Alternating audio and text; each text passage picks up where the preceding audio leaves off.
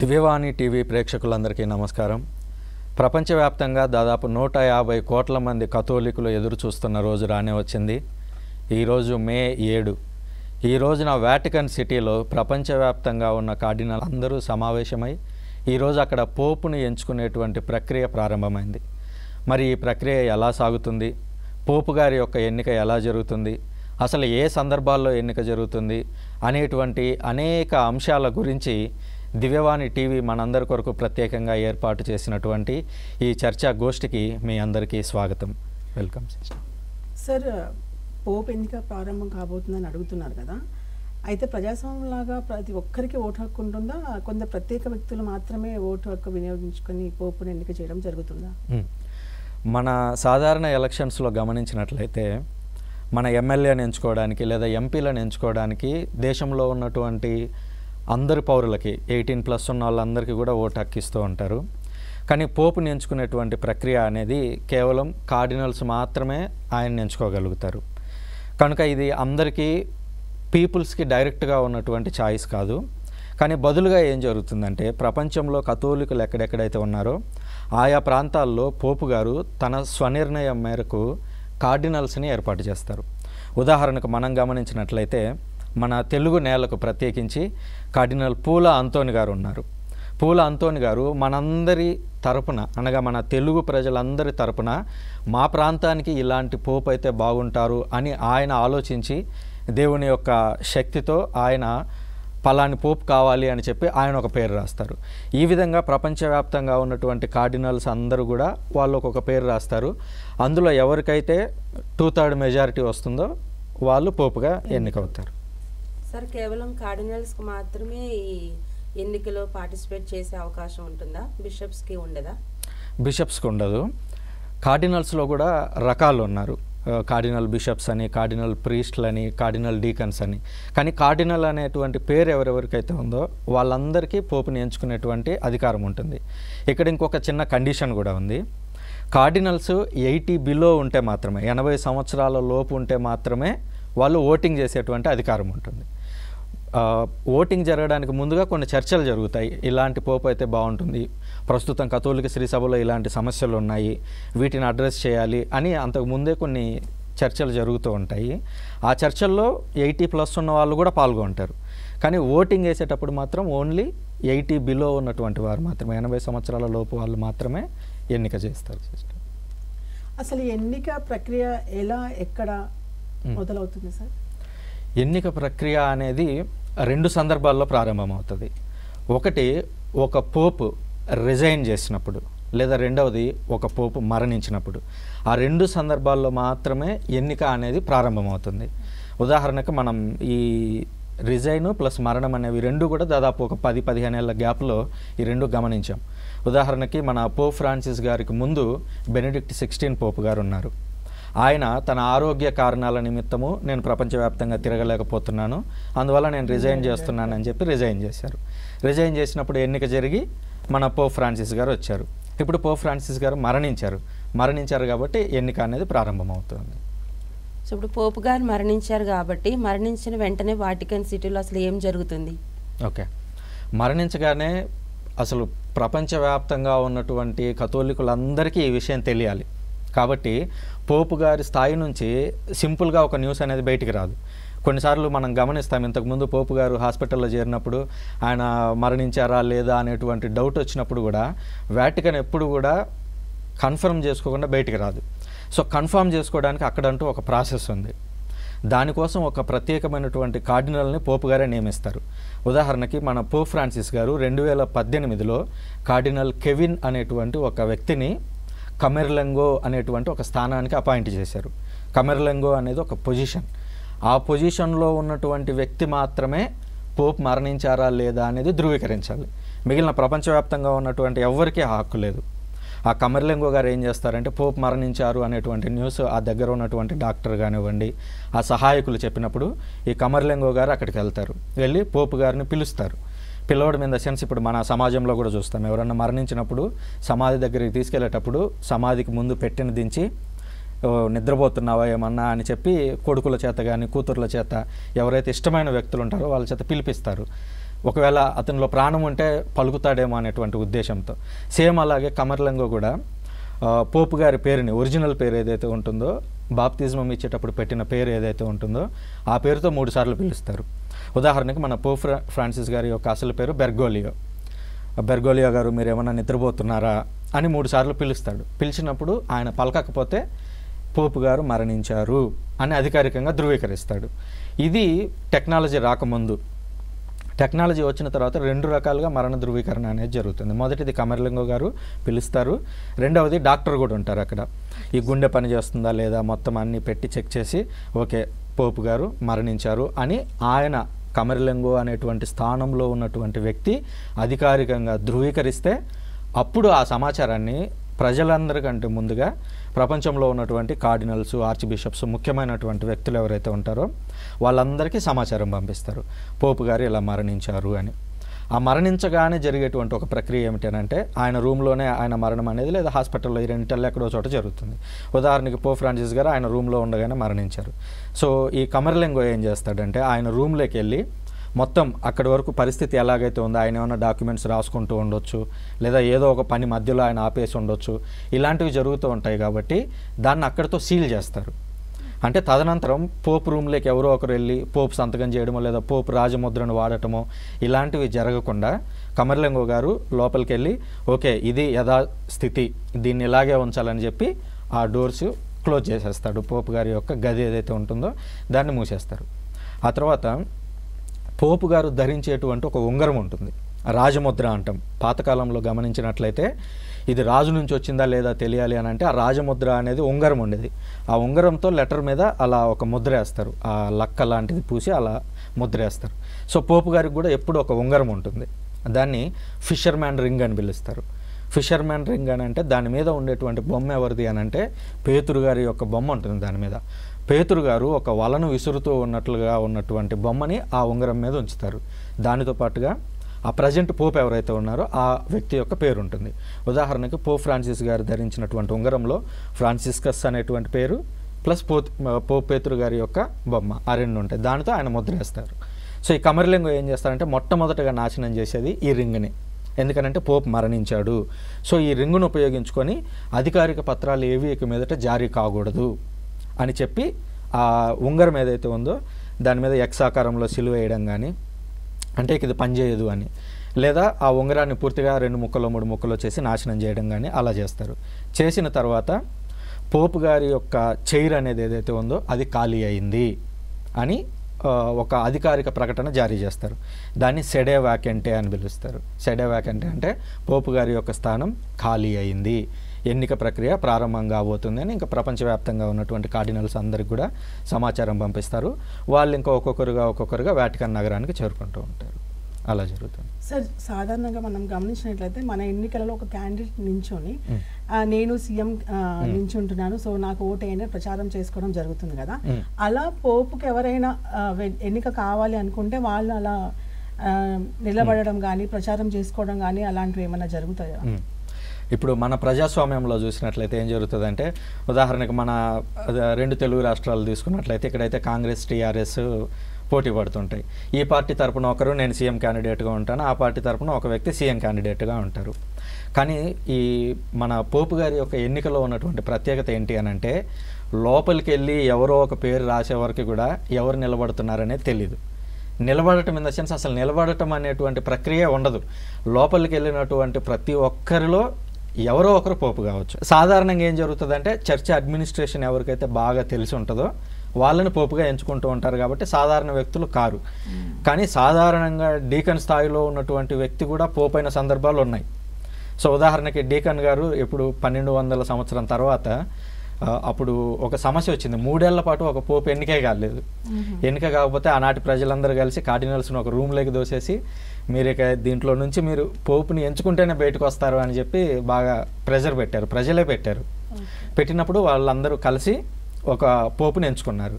తీరా ఆ వ్యక్తి ఎవరు అని చూస్తే ఒక డీకన్. ఆయన ఇంకా ప్రీస్ట్ కూడా కాదు, పూర్తిగా ఫాదర్ కూడా కాదు. సో అప్పుడు ఏం చేస్తారంటే ఆ డీకన్ని ముందుగా ఫాదర్గా అభిషేకించి, ఫాదర్ తర్వాత బిషప్గా అభిషేకించి, బిషప్ తర్వాత కార్డినల్గా అభిషేకించి, ఆ తర్వాత పోపు గారి యొక్క ఇది ప్రాసెస్ అంతా ఎన్ని రోజుల్లో జరిగిందంటారు? అప్పుడు చాలా కాలం పట్టింది, అదే. అప్పుడు 3 ఏళ్ల పైన పట్టింది, 3-4 ఏళ్ళు ప్రాసెస్ జరిగింది. కానీ వన్స్ పోప్ ఎలక్ట్ అయిన తర్వాత ఇక రోజుల వ్యవధిలోనే ఈ పట్టాభిషేకాలన్నీ జరిగిపోతాయి. కాకపోతే అది అప్పట్లో జరిగింది, 1200 సంవత్సరం అంటే 800 సంవత్సరాల వెనక జరిగింది. కానీ ఈ రోజు దాదాపుగా కార్డినల్స్లో నుంచే ఒకరు పోప్ అయ్యేటువంటి అవకాశం ఉంటుంది. ఇప్పుడు కార్డినల్స్ ఎంతమంది వెళ్తారు సార్? ఎవరెవరికి అలాంటి ఛాన్స్ ఉంటుంది అవ్వడానికి? ఇప్పుడు ప్రపంచవ్యాప్తంగా మనకి 252 మంది కార్డినల్స్ ఉన్నారు. అందులో 80 బిలో ఉన్న వాళ్ళు మాత్రమే ఓటింగ్ వేయడానికి హక్కు ఉంటుంది. కానీ ఎన్నిక కావడం మాత్రం ఎవరైనా కావచ్చు. ఓటింగ్ లేకపోయినా అంటే 80 సంవత్సరాల పైన ఉన్న వాళ్ళని కూడా పోపుగా ఎంచుకోవచ్చు.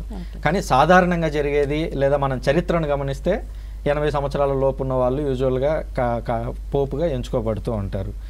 ఇప్పుడు ప్రత్యేకించి 252 మందిలో ఓటు హక్కు ఉన్నది అనగా 80 సంవత్సరాల లోపు ఉన్నటువంటి కార్డినల్స్ 135 మంది ఉన్నారు. 135 మందిలో ప్రస్తుతం ఉన్న సమాచారం మేరకు 133 మంది ఓటింగ్లో పాల్గొంటున్నారు.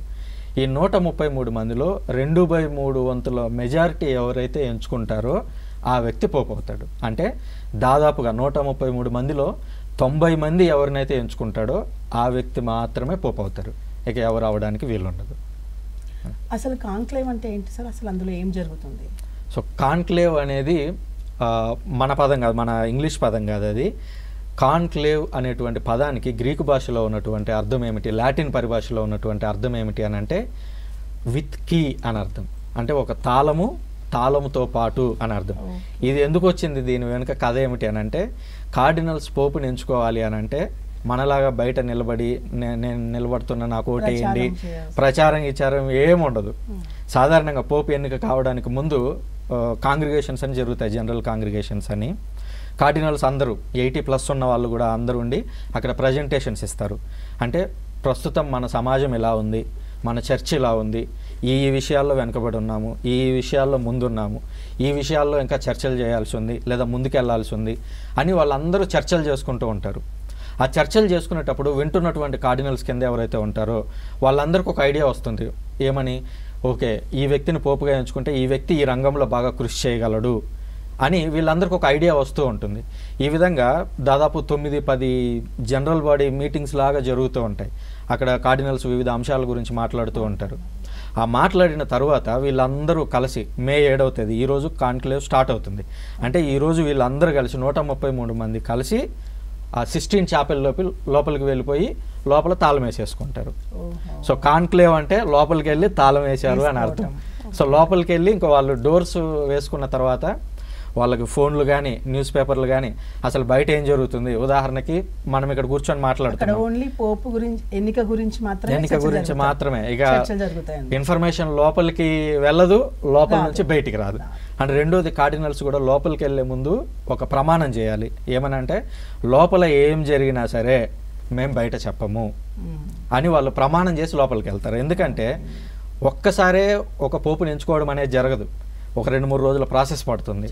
ఆ ప్రాసెస్లో ఏం జరుగుతుంది అని అంటే ఒక వ్యక్తి ఎక్కువ ఓటింగ్ రావచ్చు, ఆ తదనంతరం ఆ వ్యక్తి యొక్క ఓటింగ్ పడిపోవచ్చు, ఇంకొక వ్యక్తి ఎంచుకోబడవచ్చు. ఇలా జరిగేటువంటి ప్రక్రియలో లోపల ఎవరికి ఎన్ని ఓట్లు వచ్చాయి, ఏం జరిగింది అనేటువంటి విషయాలు బయటికి చెప్పకూడదు. సో ఆ విధంగా లోపలికి వెళ్ళి తాళం వేసుకుంటారు.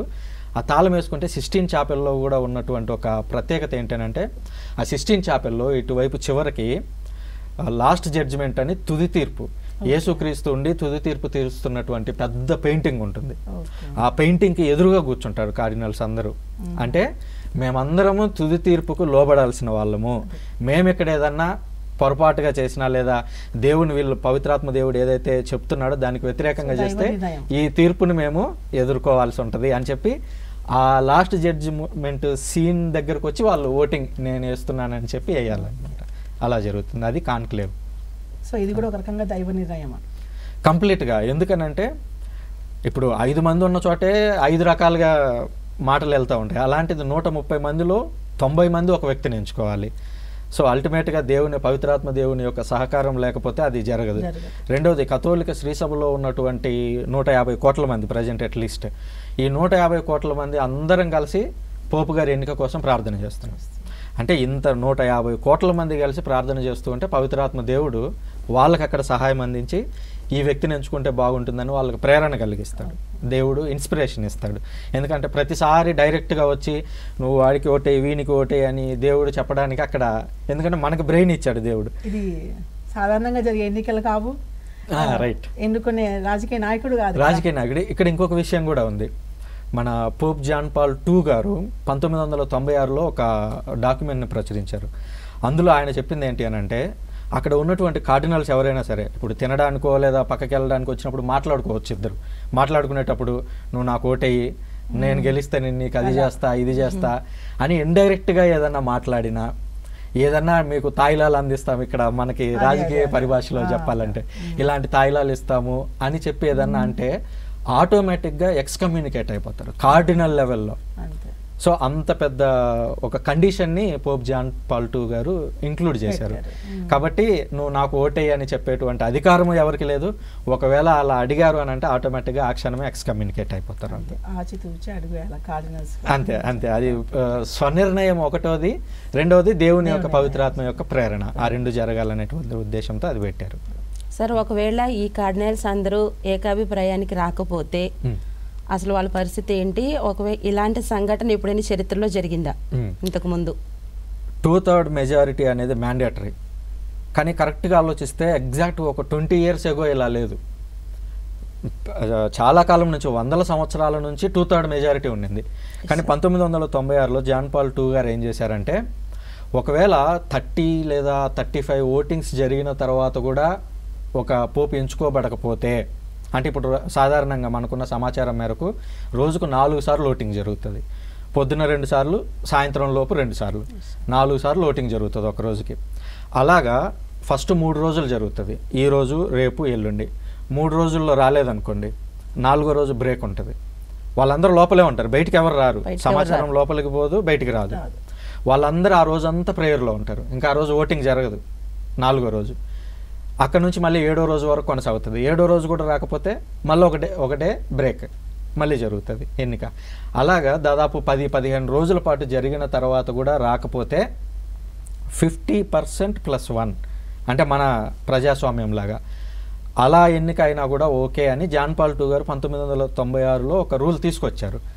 అయితే అప్పుడున్నటువంటి పరిస్థితుల నేపథ్యంలో ఆయన తీసుకొస్తే, బెనిడిక్ట్ 16 వచ్చిన తర్వాత లేదు, మళ్ళీ మనము 2/3 మెజారిటీయే మనకు కావాలి, ఎందుకంటే యునానిమస్గా ఎంచుకున్నటువంటి వ్యక్తి మాత్రమే ఉండాలి తప్ప ఏదో 50% పైన ఎవరో ఒక్క ఓటు ఎక్కువ వచ్చినందుకు అట్లా కాకూడదు అని చెప్పేటువంటి ఉద్దేశంతో బెనిడిక్ట్ 16 గారు మళ్ళీ ఆ పాత రూల్ ఏదైతే ఉందో జాన్ పాల్ II గారికి ముందు రూలు దాన్నే తీసుకొచ్చారు.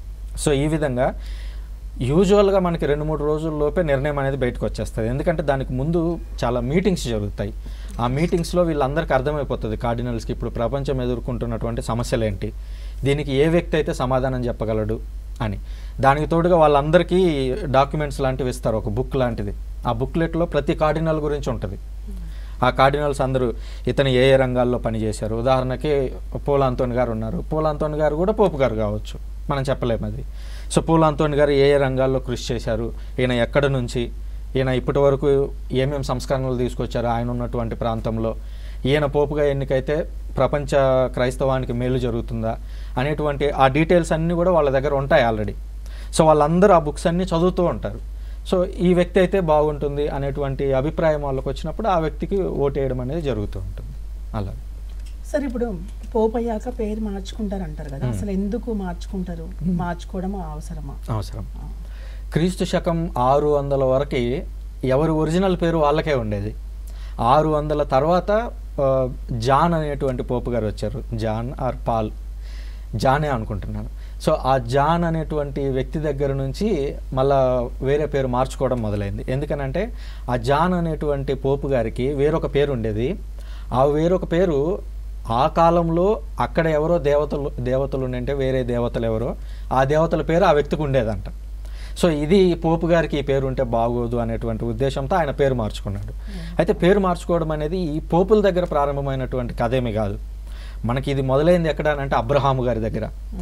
అబ్రహాము యొక్క అసలు పేరు అబ్రాము, కానీ దేవుడు ఆయన అబ్రహాముగా మార్చాడు. అబ్రహాము దగ్గర ఈరోజు మనం అబ్రహాం గురించి మాట్లాడుతున్నాం. 4000 సంవత్సరాలు అయిపోయింది ఆయన జీవించి అటు ఇటు, ఇప్పటికీ అబ్రహాం గురించి మాట్లాడతాం. అలాగే యాకోబు అనేటువంటి వ్యక్తి మనకు తెలుసు. ఆయన పేరుని ఇజ్రాయేల్ అని మార్చాడు. ఇజ్రాయేల్ దేశం ఈ రోజు ఉంది. అదే దేశంలో యేసుక్రీస్తు పుట్టాడు. ఆ తర్వాత కొత్త నిబంధనలోకి వస్తే 2 వ్యక్తులు ప్రధానంగా పేరు మార్చుకున్నారు. అందులో మొదటి వ్యక్తి పౌలు గారు అని చెప్పొచ్చు. ఆయన అసలు పేరు సౌలు, కానీ పౌలుగా మార్చబడ్డాడు.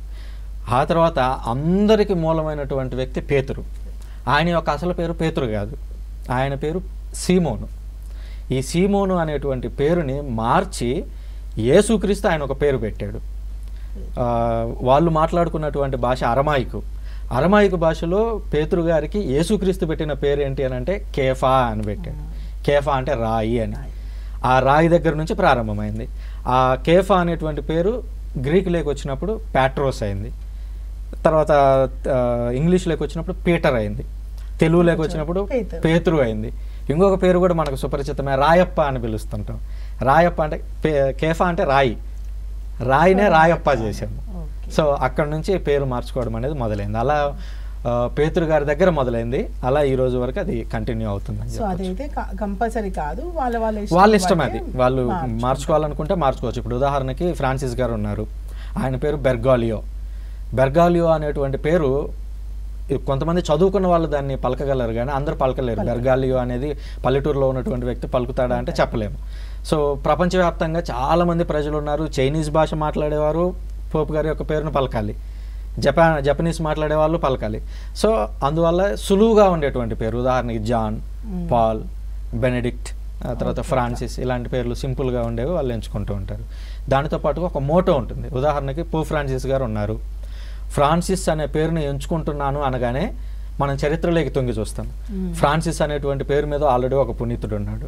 ఆ పునీతుడు దయ చూపిస్తూ ప్రకృతితో ఏకమై బ్రతికాడు, ప్రకృతిని కాపాడాలని పిలుపునిచ్చాడు. అందుకనే మన పోప్ ఫ్రాన్సిస్ గారు కూడా ఒక విశ్వలేఖను రాశారు, మీకే స్తోత్రం అని, ప్రకృతిని ఎలా కాపాడుకోవాలి అని. సో ఆయన లక్ష్యాలు అనేవి నేచర్ మీద కూడా ఆధారపడి ఉంటుంది. అంటే పోపు గారు ఆ పేరు ఎంచుకోగానే ఓకే ఈ పోపు గారు ఈ రంగంలో కృషి చేయబోతున్నాడు అని అర్థమైపోతుంది మనకి. ఇప్పుడు ఉదాహరణకి ఇప్పుడు తర్వాత వచ్చే పోపు బెనెడిక్ట్ 17 అని పెట్టుకున్నారు అనుకోండి. అప్పుడు 16, 15 ఏం చేశారో గమనిస్తే 17 దాదాపు అదే చేయబోతున్నాడని అర్థమవుతుంది. 15 అంటే ఆయన బాగా పీస్, శాంతికి మారుపేరు ఆయన. 16 అంటేనేమో ఆయన థియాలజీ, ఆయన గొప్ప వేదాంతవేత్త అనమాట. సో రాబోయేటువంటి వ్యక్తి ఈయన బెనెడిక్ట్ గారి యొక్క ఆశయాలను ముందుకు తీసుకెళ్తాడని. లేదా తర్వాత వచ్చిన పోపు ఫ్రాన్సిస్ 2 అని పెట్టుకున్నాడు అనుకోండి. సింపుల్గా ఏంటంటే ఫ్రాన్సిస్ గారు ఏదైతే ఆదర్శాన్ని ఏర్పాటు చేశారో అదే లైన్ కొనసాగబోతోంది అని అర్థం చేసుకోవచ్చు. అట్లా ఇప్పుడు ఎన్నిక జరిగేటప్పుడు ఈ తెల్ల పొగని నల్ల పొగని అంటున్నారు కదా సార్, అసలు దాని గురించి ఏంటి? సాధారణంగా ఇప్పుడు ఎన్నిక జరుగుతూ ఉన్నప్పుడు బ్యాలెట్స్ అనేవి కౌంట్ చేస్తూ ఉంటారు. సో మొదటి రౌండ్ బ్యాలెట్ కౌంట్ అయింది, 2/3 మెజారిటీ రావాలి. సో 133 మందిలో 90 మంది ఒక వ్యక్తిని ఎంచుకోలేదు, మెజారిటీ ఎవరికి రాలేదు. అప్పుడు ఏం చేస్తారంటే ఈ పోల్ అయినటువంటి బ్యాలెట్స్ పేపర్స్ ఏవైతే ఉన్నాయో ఆ పేపర్లో ఏముంటుందంటే నేను పలానా వ్యక్తిని ఎంచుకోవాలనుకుంటున్నానని పైన ప్రీ టెక్స్ట్ ఉంటుంది ఆల్రెడీ, అక్కడ జస్ట్ పేరు రాస్తారు మన కార్డినల్స్. సో పోపు ఎన్నిక కాలేదు కాబట్టి ఈ పోగైనటువంటి పేపర్లన్నీ తీసుకొని వెళ్ళి ఆ సిస్టీన్ చాపెల్లో నుంచి ఒక చిన్న రంధ్రం ఏర్పాటు చేసి పైన ఒక చిమ్నీ పెట్టారు, పైకి చిమ్నీ పెట్టి ఆ చిమ్నీలో ఏం చేస్తారంటే ఈ బ్యాలెట్ పేపర్స్ ప్లస్ కొన్ని కెమికల్స్ వేస్తారు, రసాయనాలు వేసి మంట పెడితే నల్లటి పొగ బయటకు వస్తుంది. దాని అర్థం ఏంటి అని అంటే ఎన్నిక జరిగింది కానీ పోపు గారి ఎన్నిక కాలేదు, అంటే మెజారిటీ ఎవరికి రాలేదు అని. కానీ ఎప్పుడైనా మెజారిటీ వచ్చింది అంటే 2/3 మెజారిటీ రాగానే ఆ వ్యక్తి దగ్గరికి వెళ్ళి మీరు పోపుగా బాధ్యతలు తీసుకోవడానికి సిద్ధంగా ఉన్నారా అని అడుగుతారు. ఎందుకంటే అది చాయిస్. ఇప్పుడు దేవదూత మరియ తల్లి దగ్గరికి వచ్చి ఈ విధంగా నీకు పుట్టబోతున్నాడమ్మా అని చెప్పి ఒక సందేశాన్ని అందించాడు. అంటే ఇండైరెక్ట్గా ఆమె యొక్క కన్సెంట్ తీసుకుంటున్నాడు దేవుడు. సో అలాగా ఆ వ్యక్తి దగ్గరికి వెళ్ళి అడుగుతారు, మీరు పోపు కావడానికి రెడీనా, ఓకేనా, లేదా నా ఆరోగ్యం సరిగా లేదు నేను ఇది చేయలేనేమో అని అంటే ఓకే, మళ్ళీ కంటిన్యూ అయిపోతుంది ఓటింగ్. లేదు నేను సిద్ధంగా ఉన్నాను అని అంటే వెంటనే వైట్ స్మోక్ అనేది రిలీజ్ చేస్తారు. ఆ స్మోక్ రావడానికి కెమికల్స్ వేరేవి కలుపుతారు, వేరేవి కలిపి మళ్ళీ మంట పెడితే ఈసారి తెల్లటి పొగ బయటకు వచ్చేస్తుంది. సో దట్ బయట ఉన్న వాళ్ళందరికీ ఒక ఇండికేషన్ అనమాట పోపు ఎన్నికయ్యారా లేదా అనేది తెలుస్తుంది. ఆ విధంగా జనరల్గా మనం రాజకీయ నాయకులను ఎన్నుకుంటాం కదా, వాళ్ళు ప్రచారానికి వచ్చినప్పుడు హామీలు ఇస్తారు, ఇది చేస్తాం అది చేస్తామని. ఒకవేళ వాళ్ళు ఎన్నికైన తర్వాత అవి చేయకపోతే మనము ఆ రాజకీయ నాయకుడు దించే హక్కు కూడా మనకుంటుంది, ఎందుకంటే ఓటు వేసాం కాబట్టి.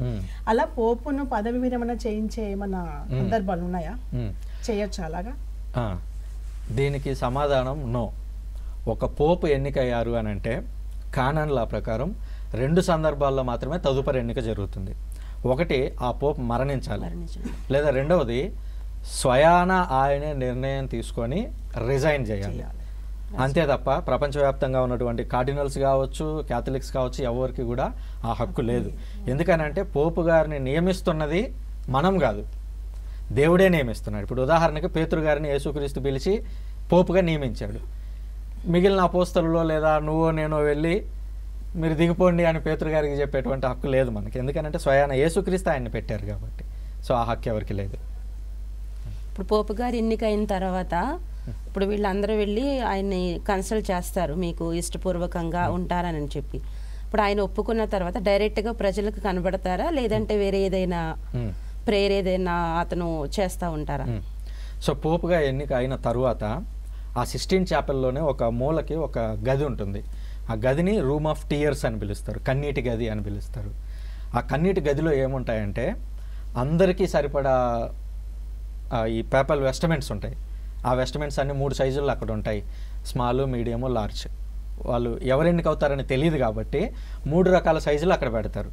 మనం సాధారణంగా ఇప్పుడు డిమార్ట్లోకి వెళ్ళామనుకోండి, డిమార్ట్లో అన్ని రకాల సైజులు బట్టలు అక్కడ ఉంటాయి, ఎందుకంటే వచ్చేవాడు ఏ సైజు అయినా ఉండొచ్చు, ఏదైనా కొనుక్కోవచ్చు.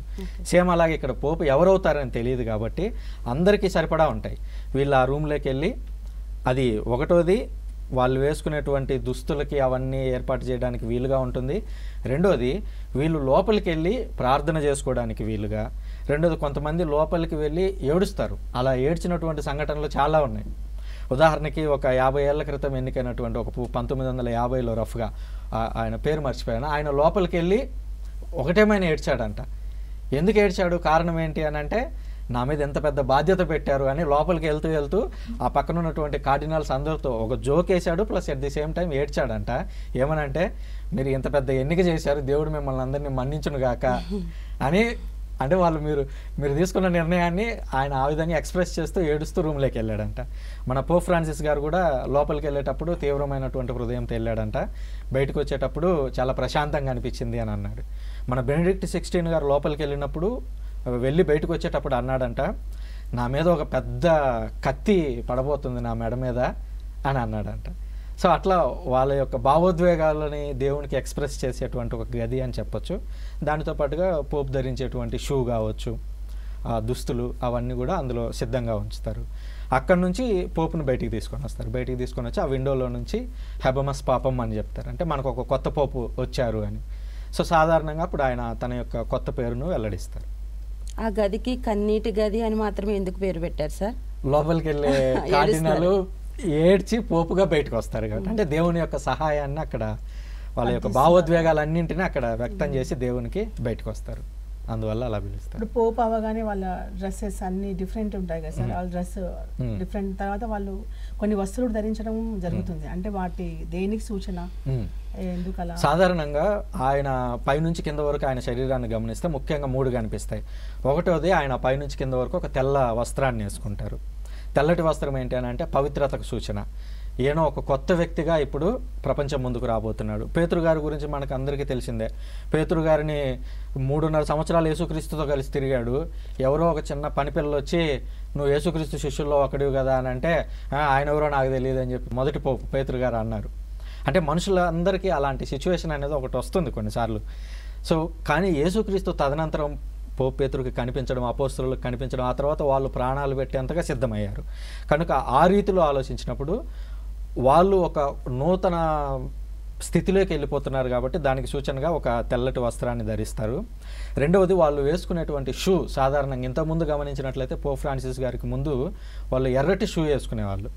ఈ రోజుల్లో అది పెద్దగా వేసుకోవడం లేదు, కానీ గతంలో ఉండేది. అది ఒక 100 ఏళ్ల క్రితం వరకు ఎర్రటి షూ వేసుకునేవారు. ఎర్రటి షూకి గుర్తు ఏమిటి అని అంటే ఇది రక్తానికి సూచన, మా ప్రాణాలను పెట్టైనా సరే మేము క్రీస్తును ప్రకటిస్తామనేటువంటి ఉద్దేశంతో వాళ్ళు ఎర్రటి షూ వేసుకుంటారు. ఆ తదనంతరం వాళ్ళు ఒక కొత్త ఉంగరాన్ని కూడా ధరిస్తారు.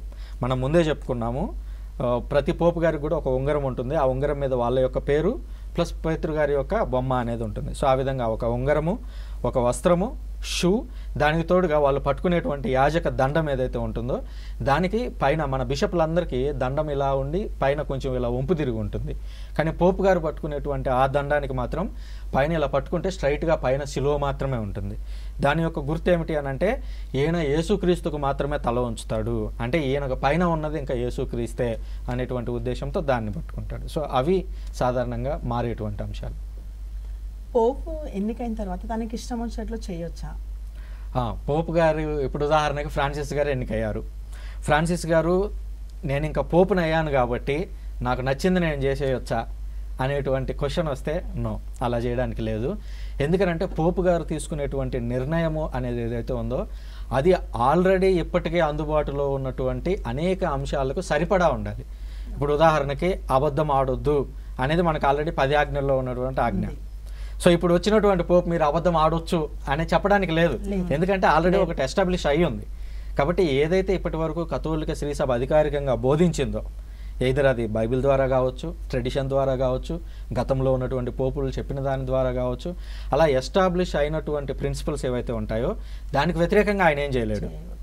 సో వాటికి అనుబంధంగా లేదా వాటిని ఇంకా ఎక్స్టెండ్ చేస్తూ ఈ అంశాల్లో మనం ఇంకా ఇది చేయొచ్చు అని వాటిని ఎక్స్టెండ్ చేయొచ్చు తప్ప, సో ఏది చేస్తే ఇంకా క్రైస్తవత్వం పెరుగుతుంది అట్లా కరెక్ట్ అలాంటి ఉద్దేశంలో చేయొచ్చు తప్ప మిగిలిన అంశాల్లో నాకై నేను ఇది ఒక డెసిషన్ తీసుకుంటా అనడానికి లేదు. సరే, పోపు గారు విశ్వలేఖలు రాశారంటారు కదా, అసలు ఏముంది అందులో?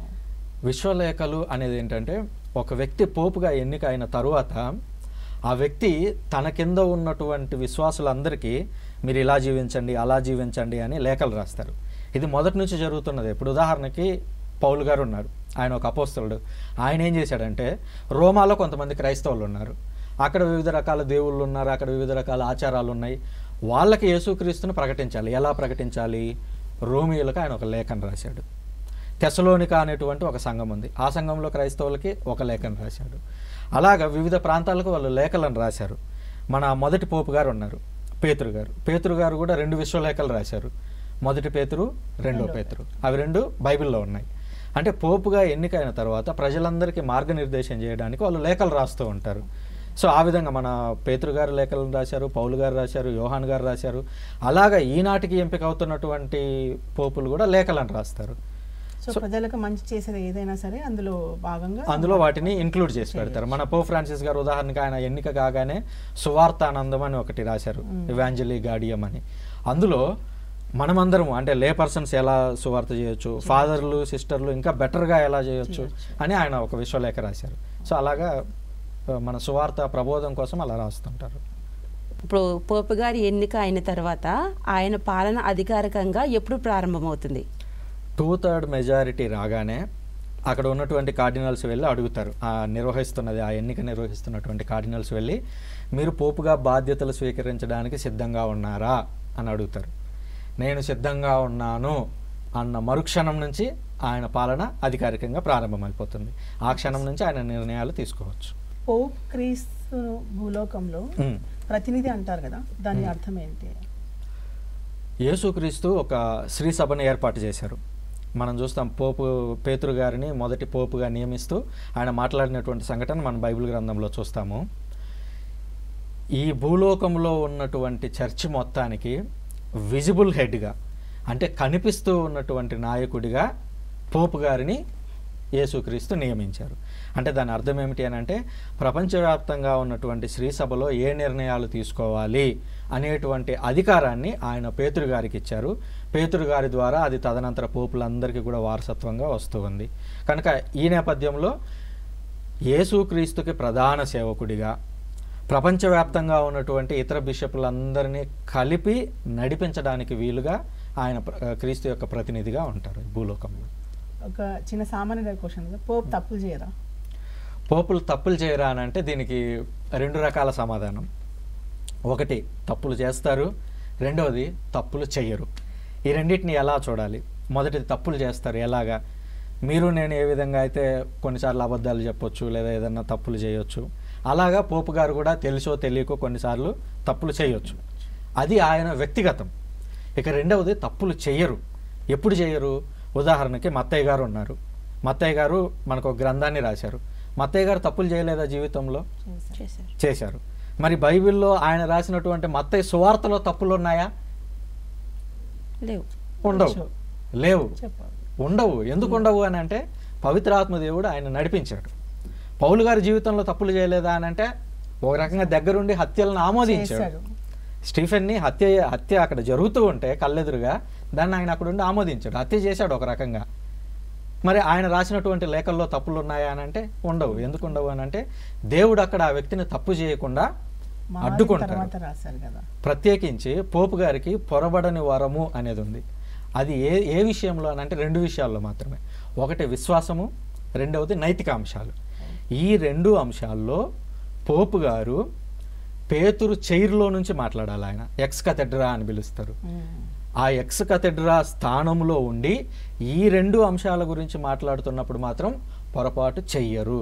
ఎందుకు చేయరు అని అంటే ఆయన ఆ చైర్లో నుంచి మాట్లాడుతున్నప్పుడు ముందుగానే వైడ్ కన్సల్టేషన్ ఉంటుంది. మిగతా కార్డినల్స్తో మాట్లాడి, అక్కడ ఉన్నటువంటి థియోలాజియన్స్తో మాట్లాడి అప్పుడు మాత్రమే తన యొక్క నిర్ణయాన్ని వెల్లడిస్తారు. ఉదాహరణకు పోప్ ఫ్రాన్సిస్ గారు లేదా తర్వాత ఎన్నికైనటువంటి పోపు మన దివ్యవాణి ఛానల్కి వచ్చారనుకుందాం. వచ్చి ఇక్కడ మాట్లాడుతూ ఆయన మాటల్లో కానీ ఎక్కడో ఒక చోట ఒక పొరపాటు దొరికింది అనుకోండి, అది దాని కిందకి రాదు, పొరపాటున వరం కిందకి రాదు. ఎందుకంటే ఆయన ఎక్స్ కథెడ్రాలో ఉండి మాట్లాడలేదు, దాన్ని వైడ్ కన్సల్టేషన్ తీసుకొని మాట్లాడలేదు. కాబట్టి ఆ 2 సందర్భాల్లో మాత్రమే దాన్ని ఆలోచించాలి. తప్పు చేయొచ్చు, తప్పు చేయకుండా ఉండొచ్చు. దానికి ఉదాహరణ పౌలు గారు, మత్తయ్య గారు, లూకా గారు అందరూ. పోప్ అన్న తర్వాత ఐక్యతను కాపాడాలి కదా. సో చర్చిల విషయానికి వస్తే దాన్ని ఎలా కాపాడతారు ఆయన ఐక్యత అన్నది? మనం ముందుగానే చెప్పుకున్నాము. యేసుక్రీస్తు యొక్క శ్రీసభకు, ఈ చర్చి మొత్తానికి విజిబుల్ హెడ్గా కనిపించేటువంటి వ్యక్తి పోపు గారు. ఉదాహరణకు మనం గ్రామం లెవెల్లో లేదా కుటుంబం లెవెల్లోకి వచ్చామనుకోండి. కుటుంబంలో ఉన్నటువంటి అన్నదమ్ముల మధ్యలో గొడవలు వచ్చినప్పుడు తల్లిదండ్రులు పిలిపించి కూర్చోబెట్టి మాట్లాడతారు. లేదా 2 కుటుంబాల్లో సమస్య వచ్చినప్పుడు పెద్ద మనుషులు పిలిపించి మాట్లాడతారు. లేదా 2 ఊర్లకు మధ్యలో వచ్చినప్పుడు ఆ ఎమ్మెల్యే కానీ ఎవరో ఒకరు మాట్లాడతారు. ఈ విధంగానే కథోలిక శ్రీసభలో కూడా ఒక 2 బిషపుల మధ్య డిస్ప్యూట్ రావచ్చు, లేదా ప్రపంచంలో 2 దేశాల మధ్య డిస్ప్యూట్ రావచ్చు. ఇవి వచ్చినప్పుడు వీళ్ళందరూ వెళ్ళి పోపు ఎదుట కూర్చుంటారు. అంటే ఇండైరెక్ట్గా ఏం జరుగుతుందంటే పోప్ అనేటువంటి వ్యక్తి వీళ్ళందరికీ పైగా ఉంటారు. పైగా ఈయన తన అనుభవం చేత దీన్ని ఈ విధంగా నిర్వహించవచ్చు, ఇక్కడ ఈ సమస్యని ఇలా పరిష్కరించవచ్చు అని ఒక సూచన చూపిస్తారు. ఉదాహరణకి మనకు బైబిల్లోనే దీనికి మంచి ఉదాహరణ ఉంది. బైబిల్లో పౌలు గారికి, ఇంకా చెప్పాలంటే పేతురు గారికి, యాకోబు గారికి వాళ్ళ మధ్యలో ఒక పెద్ద డిస్ప్యూట్ వచ్చింది. అదేంటంటే అన్యులందరూ సున్నతి చేసుకోవాలా లేదా అనేటువంటి సమస్య వచ్చింది. పౌలు గారేమో అన్యుల తరపున మాట్లాడుతున్నాడు, యాకోబు ఇంకొంతమంది అపోస్తలులేమో యూదుల తరపున. ఆలోచనలో అలాంటి భావాలు ఉన్నాయి వాళ్ళకి. ఒక డిస్ప్యూట్ వచ్చింది. అప్పుడు వాళ్ళందరూ ఏం చేశారంటే కలిసి కూర్చున్నారు ఒక చోట, యెరూషలేంలో కూర్చున్నారు. దాన్నే జెరూసలేం ఫస్ట్ కౌన్సిల్ అని పిలుస్తాం. అపోస్తల చర్యలు 15వ అధ్యాయంలో దానికి అదంతా ఉంటుంది. అక్కడ ఏం జరిగింది? ఈ చర్చ అంతా జరిగింది. అన్యులందరూ ఇప్పుడే యేసుక్రీస్తుని నమ్ముతున్నారు. మనం వాళ్ళ మీద 100 కండిషన్లు, మన యూదా మతంలో ఫాలో అవుతున్న కండిషన్లన్నీ తీసుకొని వచ్చి ఇలా నెత్తి మీద పెడితే వీళ్ళు మొయ్యలేరు. అన్యులకు ఏమీ తెలియదు, వాళ్ళు ఇప్పుడిప్పుడే యేసుక్రీస్తులోకి వస్తున్నారు, వీళ్ళ మీద మనం ఇలాంటివి పెట్టకూడదు అని వాళ్ళకు మధ్యలో చర్చ వచ్చి వాళ్ళందరూ కలిసి కూర్చొని చర్చించిన తర్వాత పోపుగా పేతురు గారు లేచి, ఓకే సహోదరులారా, ఇది సంగతి, ఇది సమస్య, దీనికి ఇది పరిష్కారం అని పోపుగా ఆయన ఒక నిర్ణయం చేశాడు. నిర్ణయం చేసిన తర్వాత ఆ లోకల్ పీఠాధిపతి, ఎందుకంటే అది జెరూసలేంలో జరుగుతుంది, జెరూసలేంలో బిషప్ ఉన్నారు. ఆ బిషప్ ఎవరంటే యాకోబు గారు, చిన్న యాకోబు గారు. ఆ చిన్న యాకోబు గారు, ఓకే మన పోపు గారు చెప్పింది మనం విన్నాము, ఇది పరిస్థితి, కాబట్టి దీన్ని మనం అందరం ఫాలో అవుదాం. సో మిగిలిన యూదులకు కొంతమంది ఆ డెసిషన్ నచ్చకపోవచ్చు, కానీ పోపు గారు చెప్పారు కాబట్టి దాన్ని ఫాలో అయి తీరాల్సిందే. సో ఈ విధంగా డిస్ప్యూట్స్ అన్నీ కూడా పరిష్కరించి ఏకాభిప్రాయానికి తీసుకొస్తూ ఉంటారు. అసలు పోప్ అంటే సరైన అర్థం ఏంటో తెలుసుకోవచ్చా? పోప్ అనేటువంటి పదము మన తెలుగుది కాదు, లాటిన్లో పాపా అని పిలుస్తారు, గ్రీకు భాషలో పప్పాస్ అని పిలుస్తారు. పాపా అన్న పప్పాస్ అన్న తండ్రి అని అర్థం. 6వ శతాబ్దం వరకు ప్రతి బిషప్ని పోప్ అని పిలిచేవారు.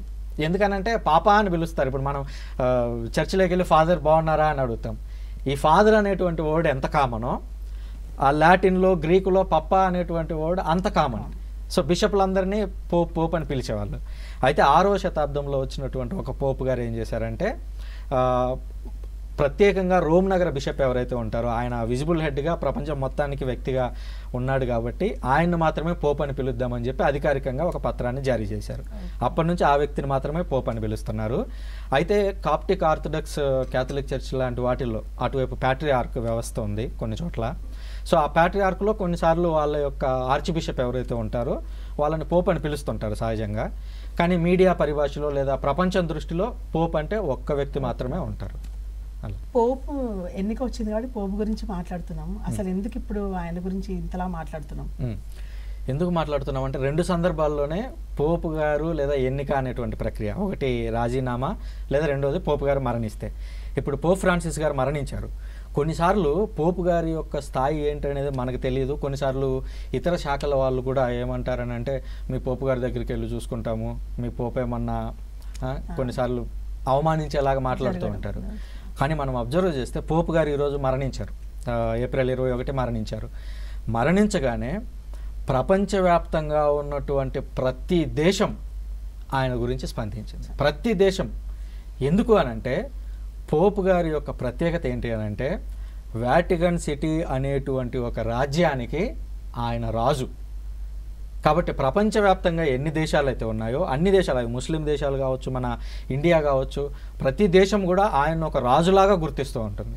కనుక ఆ వ్యక్తి గురించి స్పందించడం అనేది చాలా సహజం. మనం చూస్తే ఈరోజు వికీపీడియాలో కూడా ఒక పేజే క్రియేట్ చేశారు ఆయన మరణించినప్పుడు. ప్రతి దేశం నుంచి ప్రతి నాయకుడు మాట్లాడారు. మన దేశం నుంచి గమనించినట్లయితే ప్రత్యేకించి మన యొక్క రాష్ట్రపతి ద్రౌపది ముర్ము గారు వాటికన్ వెళ్ళారు. వాటికన్ వెళ్ళి ఆయనకు నివాళులు అర్పించి రావడం మనం చూసాం. దానితో పాటుగా మన ఇండియాలో ఇంకొక ప్రత్యేకత ఏంటంటే పోపు గారు మరణించిన వెంటనే 3 రోజులు సంతాప దినాలు ప్రకటించారు మన దగ్గర. వాటికన్లో 9 రోజులు హైయెస్ట్. ఆ తర్వాత అర్జెంటీనా 7 రోజులు, ఎందుకంటే పోపు గారి యొక్క సొంత ఊరు కాబట్టి అది ఆ దేశం. ఆ తర్వాత మన దేశంలో 3 రోజులు ప్రకటించారు.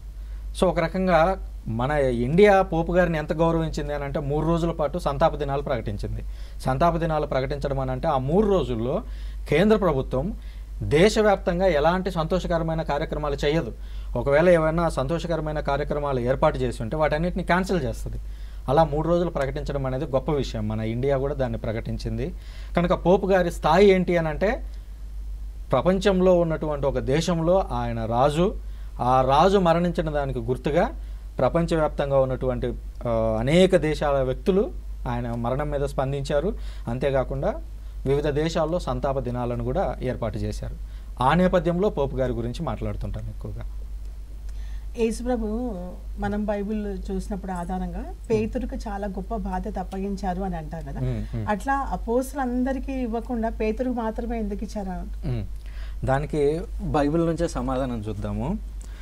బైబిల్లో యేసుక్రీస్తే స్వయాన పేతురు గారిని నియమించడం మనం చూస్తాము. మత్తయి సువార్త 16వ అధ్యాయము. మత్తయి సువార్త 16వ అధ్యాయంలో ఉన్న స్పెషాలిటీ ఏంటి అని అంటే ఈ సువార్త మత్తయి రాశాడు, పేతురు గారు రాసుకోలేదు. పేతురు రాసుకుంటే ఏమైంది? సెల్ఫ్ డబ్బా కొట్టుకున్నట్టు. అవునా కాదా? వాస్తవం అది. అంటే ఆయన గురించి ఆయన పొగుడుకుంటూ నన్ను పోపుగా నియమించాడు అని రాస్తే అది ఇండైరెక్ట్గా సరికాదు. సో అందువల్ల ఆ విషయాన్ని రాసిన వ్యక్తులు ఎవరు అని అంటే ఒకరు మత్తయి, రెండవ వ్యక్తి యోహాను. మొదట మత్తయిని పరిశీలిద్దాం. మత్తయి 16వ అధ్యాయంలో 13 నుంచి 20 వరకు ఈ ప్రధాన వచనాలు ఉన్నాయి. దీన్ని కొంచెం లోతుగా గమనించాలి. అప్పుడే మనకు పోపు గారి యొక్క బాధ్యత ఏంటి అనేది మనకి ఇక్కడ కనిపిస్తుంది. మొదటగా తరువాత యేసు ఫిలిప్పు కైజరియా ప్రాంతమునకు వచ్చెను. ప్రజలు మనుష్య కుమారుడు ఎవరని భావించుచున్నారు అని తన శిష్యులని ఆయన అడిగాను. ఫిలిప్పు కైజరియా ప్రాంతానికి వచ్చినప్పుడు ఆయన ఇది అడిగాడంట. ఫిలిప్పు కైజరియా అనేది ఫిలిప్పు అనేటువంటి అక్కడ ఒక రాజు ఉన్నాడు, హేరోదు కొడుకుల్లో ఈ ఫిలిప్పు అనేటువంటి వ్యక్తి ఒకడు. ఆ వ్యక్తి పేరు మీదుగా అక్కడ పట్టణం అనేది ఏర్పడింది. ఆ ప్రాంతానికి వచ్చినప్పుడే యేసుక్రీస్తు క్వశ్చన్ అడిగాడు. మిగిలిన ప్రాంతాల్లో ఆయన యెరూషలేం అంతా తిరుగుతూ ఉన్నాడు, మిగిలిన గ్రామాలు వాటిల్లో తిరుగుతున్నాడు. అక్కడ ఈ క్వశ్చన్ అడగలేదు యేసుక్రీస్తు. ఫిలిప్పు కైజరియాకు వచ్చినప్పుడే అడిగాడు. ఎందుకనంటే అక్కడ ఒక నేపథ్యం ఉంది. యేసుక్రీస్తు ఈ ఫిలిప్పు కైజరియా గుండా ఎంటర్ అయ్యేటప్పుడు ఆ ఎంట్రన్స్లోనే ఒక పెద్ద కొండ ఉంటుంది. అక్కడ ఆ కొండ మీద ఒక పెద్ద దేవాలయం ఉంటుంది. ఆ పెద్ద దేవాలయాన్ని రోమ్ నగరం నుంచి తెప్పించిన రాళ్లతో కట్టారు, పాలరాళ్లతో. ఆ పాలరాళ్లతో ఒక పెద్ద దేవాలయాన్ని ఒక కొండ మీద కట్టారు.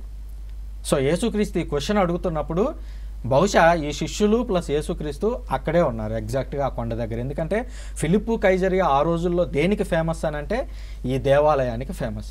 ఆ దేవాలయం ఎవరిది అని అంటే యావే దేవుడిది కాదు, బదులుగా ఈ రోమ్ నగరం, ఆ ప్రాంతం, రోమ్ రాజ్యాన్ని ఎవరైతే పరిపాలిస్తున్నాడో ఆ రాజు, ఆ చక్రవర్తి సీజర్, ఆ సీజర్ యొక్క బొమ్మ ఆ దేవాలయంలో ఉండేది.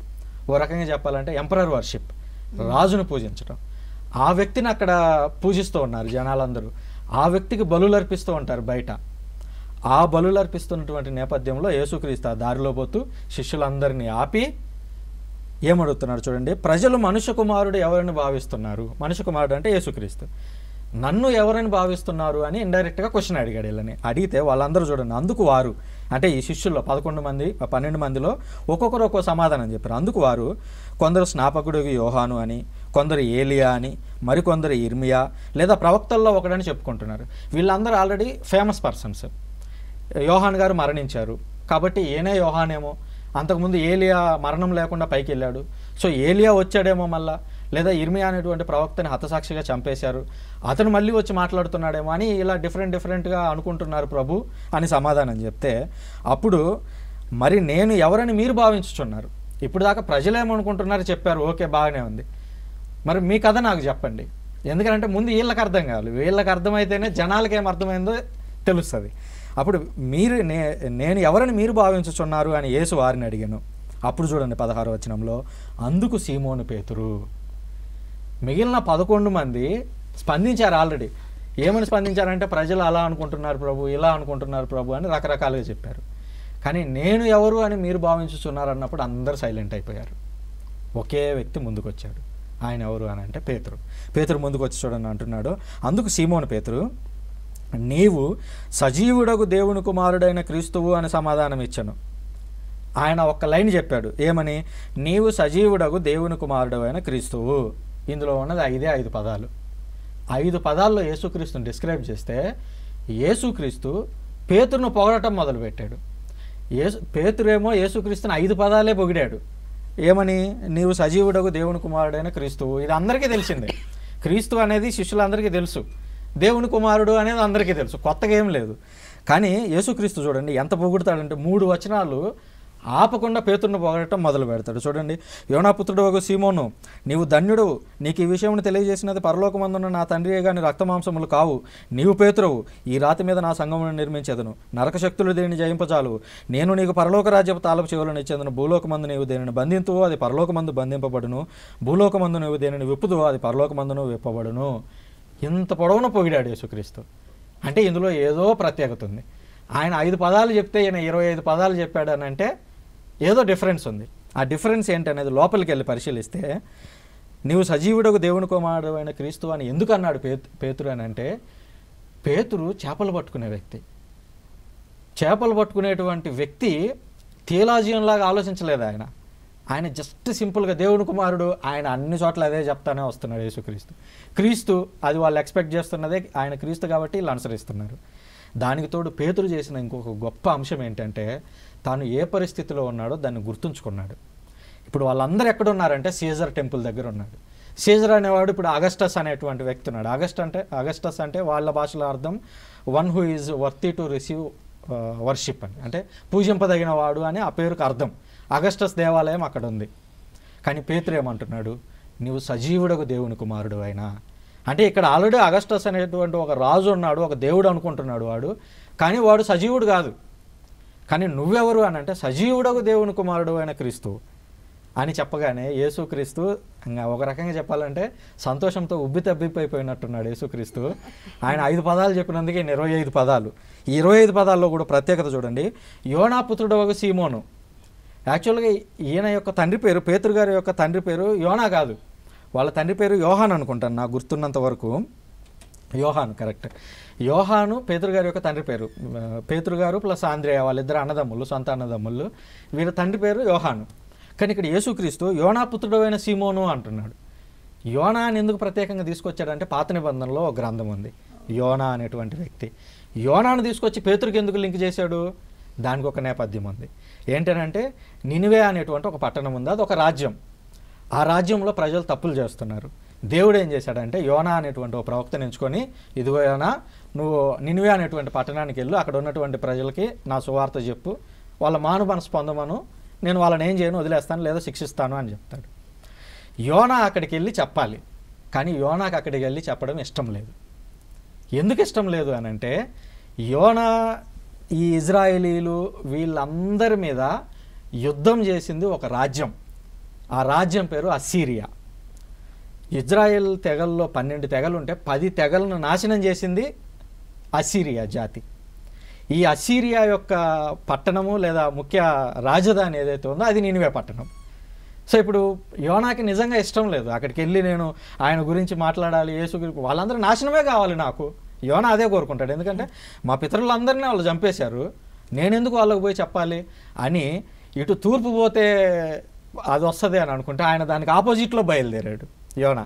ఇటు పో అని చెప్పి దేవుడు చెప్తే ఆయన ఇటు బయలుదేరాడు. ఇటు బయలుదేరితే అప్పుడు మనందరికీ తెలుసు, దేవుడు ఆ సముద్రంలోంచి పడేసి ఒక చేప మెంగడం తీసుకొచ్చి ఆయన ఏ ఊరికైతే పోవాలో ఆ ఊరు ఒడ్డున కక్కేసింది. అంటే యోనాకి ఇష్టం లేకపోయినా కూడా దేవుడు బలవంతంగా అక్కడికి తీసుకొచ్చాడు. ఇది ఎందుకు యేసుక్రీస్తు పేతురుతో పోలుస్తున్నాడంటే పేతురు సిచ్యువేషన్ కూడా సేమ్. ఇప్పుడు యేసుక్రీస్తు ఉన్నటువంటి ఆ పరిస్థితుల్లో వీళ్ళని పరిపాలిస్తుంది ఎవరంటే రోమాళ్ళు వచ్చి వీళ్ళని పరిపాలిస్తున్నప్పుడు రోమ్ నగరానికి వెళ్ళి ఇప్పుడు సువార్త చెప్పాలి పేతురుకు కూడా ఇష్టం ఉండదు. ఎందుకు, వీళ్ళందరినీ ఇప్పుడు పీడిస్తున్నది రోమన్ రాజ్యం. అందుకని యేసుక్రీస్తు ఏం చేశాడంటే, యోనాపుత్రుడు అయిన సీమోను, నువ్వు యోనాలాగా ప్రవర్తించొద్దు, నువ్వు వదిలేస్తే నిన్ను ఇంకో చేపను పంపించి మళ్ళీ నేను రోమ్ నగరానికి పంపిస్తాను అని ఇండైరెక్ట్గా చెప్పడం కోసం నువ్వు అక్కడికే వెళ్ళాలి, అక్కడే హతసాక్షిగా మరణించాలి, అక్కడే శ్రీ సభ ఏర్పాటు కావాలి. మనం అందరం అనుకుంటాం రోమన్ క్యాథలిక్ చర్చ్ అని పిలుస్తూ ఉంటారు. మా నెల్లూరు మేత్రాన్లు ప్రత్యేకించి ప్రకాశం తండ్రి గారు, ఆయన ఎక్కడైనా శ్రీసభ గురించి మాట్లాడాల్సి వస్తే రోమన్ క్యాథలిక్ చర్చ్ అన్నాడు ఆయన, బదులుగా ఏక పవిత్ర అపోస్తోలిక కథోలిక శ్రీసభ అని పిలుస్తారు. అంటే మన చర్చ్ పేరు అంత పెద్దది. సో ఆ పేరును మా నెల్లూరు పీఠాధిపతులు ఎక్కువగా చెప్తూ ఉంటారు. ఈ విధంగా రోమ్ నగరానికి వాటికన్కి ఎందుకు పోయింది ఈ శ్రీసభ అంతా అంటే, మన మొదటి పోపైనటువంటి పేతురు గారిని యేసుక్రీస్తు ఒక బాధ్యత ఇచ్చి పంపించాడు. యోనాపుత్రుడు అయిన సీమోను, నువ్వు రోమ్ నగరం పోవాలా, రోమ్ నగరంలో అక్కడ హతసాక్షిగా మరణించాలి అని అన్యులకి ప్లస్ యూదుల తరపునటువంటి పేతురు గారు, అన్యుల తరపునటువంటి పౌలు గారు, వీళ్ళిద్దరు హతసాక్షులుగా మరణించింది రోమ్ నగరంలో. పైగా రోమ్ నగరం అనేది ఆ రోజుల్లో వెల్ డెవలప్డ్, బాగా ప్రతి దారి రోమ్ నగరానికి అనేటువంటి సామెత కూడా ఉండేది. సో అందువల్ల పేతురుని అక్కడికి పంపించి అక్కడ శ్రీసభను ఏర్పాటు చేశాడు. అక్కడి నుంచి ప్రపంచవ్యాప్తంగా ఈ సువార్త అనేది వెళ్ళడం మొదలైంది. అక్కడ యేసుక్రీస్తు ఇంకా అంటున్నాడు చూడండి, నీవు ధన్యుడవు, ఈ విషయాన్ని నీకు తెలియజేసింది పరలోకమందున్న నా తండ్రియే కానీ రక్తమాంసములు కావు. ఇక్కడ గమనిస్తే ఈ విషయాన్ని నీకు తెలియజేసింది అని అన్నాడు. ఎదురుగా చూస్తే 12 మంది ఉన్నారు. 12 మందిలో 11 మందిని వదిలేసి ఆయన ఈ విషయాన్ని నీకు తెలియజేసింది ఇండివిజువల్గా ఒక్కడి కోసం వచ్చి తెలియజేసింది నా తండ్రి అని చెప్పి ఆ తర్వాత అంటున్నాడు చూడండి, నీవు పేతురవు. ఈయన అసలు పేరు సీమోను, కానీ ఇప్పుడు పేరు ఇక్కడ కొత్తగా పెట్టాడు యేసుక్రీస్తు. ఏమని, నీవు పేతురవు, నీవు కేఫావు, అంటే నువ్వు ఒక రాయివి. అక్కడ ఆల్రెడీ ఒక రాయి ఉంది, అక్కడ ఒక సీజర్ దేవాలయం ఉంది, అక్కడ పూజలు జరుగుతున్నాయి. కానీ ఇక్కడ నువ్వు ఒక రాయివి, ఈ రాతి మీద నా సంఘమును నిర్మించేదను. ఇప్పుడు సృజన అనేటువంటి నేను 4 వాక్యాలు బాగా చెప్పగలుగుతున్నాను కదా అని బయటికి వెళ్ళి గుడిసేసుకొని కొత్త చర్చ్ స్టార్ట్ చేస్తా అంటే కుదరదు. ఎందుకు కుదరదు అని అంటే, స్వయాన ఒక చర్చిని ఎవరు ప్రారంభించాలంటే యేసుక్రీస్తు ప్రారంభించాలి. రెండవది ఎవరి మీద ప్రారంభించాలని అంటే పేతురు గారి మీద, లేదా పేతురు గారిని నాయకుడిగా స్థాపించాలి. సో ఈ 2 లక్షణాలు ఉన్నటువంటి చర్చి ప్రపంచం మొత్తంలో ఒక్క కథోలిక శ్రీసభ మాత్రమే. సో ఈ విధంగా పేతురు మీద సంఘాన్ని ప్రారంభించాడు. దానికి ఒక వాగ్దానం చేశాడు చూడండి, ఈ రాతి మీద నా సంఘమును నిర్మించేదను, నరక శక్తులు దీనిని జయింపజాలవు. నరక శక్తులు ఇన్ ద సెన్స్ చెడుగా ఉన్నటువంటి రాజులు కావచ్చు, వాళ్ళందరూ ఎవరన్నా వచ్చి నాశనం చేయాలనుకుంటే అని. ఆనాడు ఉన్నటువంటి రోమన్ రాజులందరూ వీళ్ళని చంపాలనే ప్రయత్నించారు. ఉదాహరణకి మొదటి 30 మంది పోపులు ప్రతి ఒక్కరూ హతసాక్షులుగా మరణించారు. ఏ ఒక్కరూ సాధారణ మరణం పొందలేదు. పేతురు గారు తర్వాత లైనస్ గారు వచ్చారు, తర్వాత అనాక్లీసిస్ గారు వచ్చారు, క్లెమెంట్ గారు వచ్చారు. వీళ్ళందరిలో ఏ ఒక్కరు కూడా సాధారణ మరణం పొందలేదు, అందరూ హతసాక్షులుగానే మరణించారు. మొదటి 30 మంది పోపులు ప్రాణాలు పెడితే నిలబడింది చర్చ్. 300 సంవత్సరాల పాటు ఆ 30 మంది పోపులు ప్రాణాలు పెట్టి చర్చిని నిలబెట్టారు. ఆ తదనంతరం ఒక రాజు వచ్చాడు, క్రైస్తవుడిగా మారాడు ఆయన. దానివల్ల ఇంకా సువార్త అనేది మరింత వేగంగా విస్తరించింది. ఇక్కడ చూస్తే నరక శక్తులు దీన్ని జయింపజాలవు. 2000 ఏళ్ళు అయింది ఈ రోజుకి. 2000 ఏళ్ళు స్థిరంగా నిలబడినటువంటి చర్చి కానీ, స్థిరంగా నిలబడినటువంటి వ్యవస్థ కానీ ఈ రోజు వరకు ఏది లేదు చరిత్రలో. ఈ రోజుకి చర్చి గురించి మనం మాట్లాడుతున్నామంటే ఆ రోజు యేసుక్రీస్తు వాగ్దానం చేశాడు ఏమని, నరక శక్తులు దీన్ని జయింపజాలవు, ఈ రోజుకి జయించలేదు. అందుకనే చూస్తే 266 మంది పోపులు. పేతురు గారి దగ్గర మొదలు పెడితే 1వ పోపు, రేపు ఎన్నుకోబడబోయేటువంటి వ్యక్తి 267వ పోపు. ఇంత పెద్ద వ్యవస్థ ఉన్నా కూడా ఎప్పుడు ఇది చీలిపోలేదు. తదనంతరం నేను నీకు పరలోక రాజ్యపు తాళపు చెవులను ఇచ్చేదను. ఈ తాళపు చెవులు అనేవి 2 రకాల సూచనలు. ఒకటి, ఇంట్లో తాళం చెవులు ఎవరి దగ్గర ఉంటాయి అని అంటే ఇంటి యజమానురాలు కానీ యజమానుడు కానీ వాళ్ళ దగ్గరనే ఉంటాయి. ఇప్పుడు యేసుక్రీస్తు ఏమంటున్నాడు, నేను నీకు పరలోక రాజ్యపు తాళపు చెవులు ఇచ్చేదను. నీకు ఇండివిజువల్గా అందరినీ శిష్యులందరినీ కలిపి మీకు అని అనలేదు, నీకు పరలోక రాజ్యపు తాళపు చెవులను ఇచ్చాను. ఆయన ఇచ్చే తాళపు చెవులు ఏంటి, పరలోక రాజ్యం అంట. ఆ రోజుల్లో ఈ దేవాలయం ఏదైతే ఉందో, సొలొమోను కట్టినటువంటి దేవాలయము, ఇటు అగస్టస్ దేవాలయము, ఆ రెండిటి యొక్క తాళం ఎవరి దగ్గర ఉండేదంటే ఆ పూజారి దగ్గర ఉండేది. మన సొలొమోను కట్టిన దేవాలయం అయితే దాని యొక్క తాళం వచ్చి ప్రధాన యాజకుడి దగ్గర ఉండేది. కానీ ఇక్కడ గమనిస్తే యేసుక్రీస్తు ఏమంటున్నాడంటే పరలోక రాజ్యపు తాళపు చెవులు అని అంటున్నాడు. అంటే ఆ దేవాలయం టెంపుల్ అని చెప్పలేదు యేసుక్రీస్తు, ఎందుకంటే క్రీస్తు శకం 70లో ఆ టెంపుల్ కూలిపోతుందని తెలుసు. ఇక ఆ టెంపుల్కి తాళం ఉన్నా ఒకటే లేకపోయినా ఒకటే. అందుకని యేసుక్రీస్తు ఏమన్నాడంటే నీకు పరలోకపు రాజ్యపు తాళపు చెవులనే ఇస్తాను, ఇవి కాదు ఇంకా. సో అంటే ఆయన లెవెల్ ఏంటి, పోపు గారి యొక్క లెవెల్ ఏంటి అని అంటే పరలోక రాజ్యపు తాళపు చెవులు కలిగినటువంటి వ్యక్తి. అందుకనే మనం పేతురు గారు వేసుకున్నటువంటి ఆ వస్త్రాలు చూసినా లేదా పేతురు గారి యొక్క ఫోటోలు చూసినా ఆయన ఎప్పుడు తాళాలు పట్టుకొని ఉంటాడు. దాని గుర్తు ఏంటి అని అంటే ఇవి పరలోక రాజ్యపు యొక్క తాళపు చెవులు అని. అంతేకాకుండా నీవు భూలోకమందు నీవు దేన్ని బంధిస్తావో పరలోకంలో నేను బంధిస్తా, నువ్వు ఇక్కడ దేన్ని విప్పుతావో నేను అది అక్కడ విప్పుతా. దాని అర్థం ఏమిటి అని అంటే చట్టాలు చేయగలిగేటువంటి శక్తి లేదా దాని యొక్క అధికారం. ఆ రోజుల్లో పరిచయులు, శాస్త్రులు అనేవాళ్ళు చట్టాలు చేసేవాళ్ళు. అంటే ఈ రోజున ఈ పండగ చేయాలి అనేది ఆ చట్టం వాళ్ళు చేయాలి. ఇప్పుడు మన పోపు గారికి ఆయన ఇస్తున్నటువంటి అధికారం ఏంటి అని అంటే ఈ భూలోకంలో నువ్వు పలాంది చేయడానికి నేను నీకు నిర్ణయం ఇస్తున్నా. సో ఆ చట్టాన్ని తీసుకొచ్చి పేతురు గారికి ఇచ్చారు. సో ఈ విధంగా పేతురు గారి యొక్క ఎన్నిక అనేది యేసుక్రీస్తు ప్రారంభించాడు. అది పేతురు గారు డప్పు కొట్టుకోలేదు, బదులుగా మత్తయ్య గారు రాశారు. దీనికి తోడు శిష్యుల యొక్క లిస్ట్ ఎక్కడొచ్చినా కూడా అందులో ఫస్ట్ ఉండేటువంటి పేరు పేతురు. దాని అర్థం ఇండైరెక్ట్గా పేతురు గారి యొక్క పెద్దరికాన్ని వాళ్ళందరూ గుర్తించారు. అంతేకాదు యేసుక్రీస్తు మరణించి తిరిగి లేచిన తర్వాత తిబేరియా సరస్సు దగ్గర యేసుక్రీస్తు వెళ్ళి పేతురుతో మాట్లాడతాడు. పోయిన వారమే మనం ఈ రీడింగ్స్ కూడా చర్చిలో చదువుకొని ఉన్నాం. అందులో పేతురుని పిలుచుకొని యేసుక్రీస్తు 11 మంది శిష్యులందరూ అక్కడ ఉన్నారు. 11 మందిని వదిలేసి పేతురుని ఒక్కరిని పక్కకు పిలుచుకొని పేతురుని 3 సార్లు యోహాను సువార్త 21వ అధ్యాయం 15 నుంచి 19 వరకే 3 సార్లు ఒకే క్వశ్చన్ అడుగుతాడు. సాధారణంగా బైబిల్లో ఒక మాట ఒకసారి ఉందంటేనే మనం ముఖ్యమని భావిస్తాం. అట్లాంటిది ఏకంగా యేసుక్రీస్తు 3 సార్లు, ఒకసారి చూడండి ఏముందో ఇక్కడ. వారు భుజించిన పిమ్మట యేసు సీమోను పేతురుతో, యోహాను పుత్రుడు అయిన సీమోను, నన్ను వీరందరికంటే ఎక్కువగా ప్రేమించుచున్నావా అని అడిగాను. అందుకు పేతురు, అవును ప్రభు, నేను నిన్ను ప్రేమించుచున్నానని నీవు ఎరుగుదు అని సమాధానం ఇచ్చాను. అప్పుడు యేసు, నీవు నా గొర్రెపిల్లలను మేపుము అని చెప్పాను. ఆ తదనంతరం యోహాను పుత్రుడు అయిన సీమోను, నీవు నన్ను ప్రేమించుచున్నావా రెండోసారి అడిగాడు. మళ్ళీ మూడోసారి కూడా 18వ వచనంలో చూస్తాం, 17వ వచనంలో మూడోసారి కూడా అడిగాడు. 3 సార్లు అడిగితే 3 సార్లు పేతురు అదే సమాధానం. ఇదంతా రాసిన వ్యక్తి ఎవరంటే యోహాను. అంటే ఇటు మత్తయ్య గారు పేతురు యొక్క పెద్దరికాన్ని గుర్తించారు, యోహాను గారు పేతురు యొక్క పెద్దరికాన్ని గుర్తించారు. అప్పుడు యేసుక్రీస్తు 3 సార్లు చెప్పింది, నీవు నా గొర్రె పిల్లలను మేపుము. మరి మిగిలిన వాళ్ళు 11 మంది గొర్రెలను కాబట్టి గాడిదలను మేపుకుంటారా? లేదు కదా. దాని అర్థం ఏమిటి అని అంటే నీకు ప్రత్యేకంగా బాధ్యత ఇస్తున్నా. వీళ్ళందరూ వెళ్తారు, వాళ్ళు సువార్త చేస్తారు, కానీ వాళ్ళందరూ నీకు రెస్పాన్సిబుల్గా ఉంటారు అని ఇండైరెక్ట్గా పేతురు గారిని పై స్థాయికి తీసుకొచ్చారు. నీవు నా గొర్రెలను కాయము, నీవు నా గొర్రెలను కాయము అని చెప్పి 3 సార్లు పేతురు గారితో ఆ విధంగా చెప్పడం చూస్తాం. ఈ రీతిలో పోప్ పేతురు గారిని ప్రత్యేకంగా యేసుక్రీస్తు నియమించినట్లు చూస్తాం. అది కాబట్టి ఇజ్రాయిలీలైనా కూడా పేతురు రోమ్కి వెళ్ళి సువార్త ప్రచారం చేసినందుకు క్యాథలిక్ చర్చి రోమ్ నగరం అయింది. ఎందుకంటే 2 అపోస్తలులకి హతసాక్షులుగా మిగిలినటువంటి ప్రాంతం అది. దానివల్ల అలా. దానికి తోడు ఆ రోజుల్లో బాగా డెవలప్ అయింది రోమ్ నగరం. అక్కడి నుంచి సువార్త అనేది సులువుగా అన్ని ప్రాంతాలకు వచ్చింది. ఉదాహరణకి మన థామస్ గారు ఇక్కడి వరకు బయలుదేరి వచ్చాడు, ఒక భవన నిర్మాణ కార్మికుడిగా ఆయన వచ్చారు. అట్లా పోపు గారి ఎన్నిక గురించి, ఈ ప్రక్రియ ఎలా జరుగుతుంది, ఇవన్నీ విషయాలు మాకు చాలా వివరంగా మీరు మాకు చెప్పినందుకు మీకు ధన్యవాదాలు తెలియజేస్తున్నాం సార్.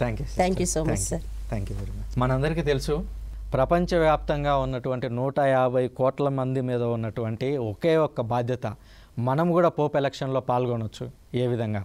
మన ప్రార్థన ద్వారా మనం పవిత్రాత్మ దేవుణ్ణి అడగాలి, దేవా మాకందరికి ఒక మంచి పోపును దయచేయండి అని మనం దేవుణ్ణి అడుగుదాం. ఆ రీతిలో మనమందరం కూడా ఈ ఎన్నికలో పాల్గొందాము, ఒక మంచి పోప్ మనందరికీ రావాలని కోరుకుందాం. దివ్యవాణి టీవీ చూస్తున్నటువంటి మీకు అందరికీ కూడా ప్రత్యేకమైనటువంటి శుభాకాంక్షలు. Thank you very much.